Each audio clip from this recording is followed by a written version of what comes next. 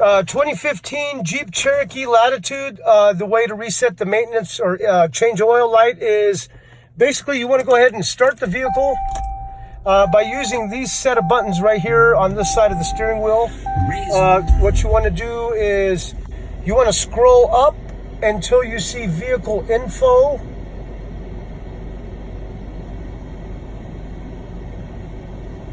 Once you see vehicle info, push OK. And then it'll ask to hold OK to reset.